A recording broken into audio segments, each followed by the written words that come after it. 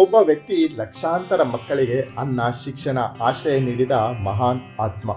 ಜಾತಿ ಧರ್ಮ ಭೇದವಿಲ್ಲದೆ ಸೇವೆ ಮಾಡಿದ ಸಾಧು. ಅವರೇ ನಡೆದಾಡುವ ದೇವರು, ತ್ರಿವಿಧ ದಾಸೋಹಿ ಡಾಕ್ಟರ್ ಶ್ರೀ ಶ್ರೀ ಶ್ರೀ ಶಿವಕುಮಾರ ಮಹಾಸ್ವಾಮೀಜಿ.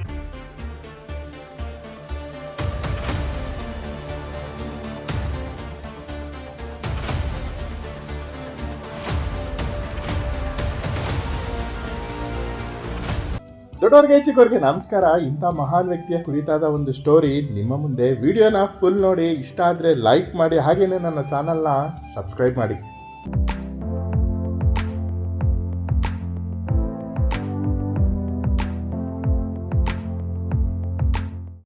ಸಾವಿರದ 1907 ಏಪ್ರಿಲ್ 1ರಂದು ಕರ್ನಾಟಕದ ರಾಮನಗರ ಜಿಲ್ಲೆಯ ಮಾಗಡಿ ತಾಲೂಕಿನ ವೀರಾಪುರ ಗ್ರಾಮದಲ್ಲಿ ಹುಚ್ಚಪ್ಪ ಮತ್ತು ಗೌರಮ್ಮ ದಂಪತಿಗಳ 13ನೇ ಮಗನಾಗಿ ಜನಿಸಿದ ಮಗುವೆ ಶಿವಕುಮಾರ ಸ್ವಾಮಿಗಳು. ಇವರ ಬಾಲ್ಯದ ಹೆಸರು ಶಿವಣ್ಣ. ವೀರಾಪುರದಲ್ಲೇ ಇದ್ದ ಕೂಲಿ ಮಠದಲ್ಲಿ ಮರಳಿನ ಮೇಲೆ ಅಕ್ಷರ ತಿದ್ದುವ ಮೂಲಕ ಶಿವಣ್ಣನ ಶೈಕ್ಷಣಿಕ ಜೀವನ ಆರಂಭವಾಗುತ್ತೆ. ನಂತರ ಪ್ರಾಥಮಿಕ ಶಿಕ್ಷಣವನ್ನು ಪಕ್ಕದ ಊರಾದ ಪಾಲನಹಳ್ಳಿಯಲ್ಲಿ ಶಿವಣ್ಣ ಪಡಿತಾರೆ. ಇದಾದ್ಮೇಲೆ ತುಮಕೂರು ಬಳಿ ಇರುವಂಥ ನಾಗವಲ್ಲಿಯಲ್ಲಿ ಮಾಧ್ಯಮಿಕ ಶಿಕ್ಷಣವನ್ನು ಸಹ ಪಡ್ಕೋತಾರೆ.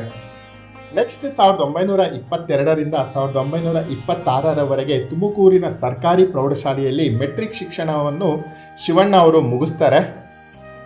1927ರಲ್ಲಿ ಆಗಿನ ಸಿದ್ಧಗಂಗಾ ಮಠದ ಪೀಠಾಧಿಪತಿಗಳಾದ ಶ್ರೀ ಶ್ರೀ ಶ್ರೀ ಉದ್ದಾನ ಶಿವಯೋಗಿಗಳ ಒಡನಾಟ ಶಿವಣ್ಣನಿಗೆ ಆಗುತ್ತೆ.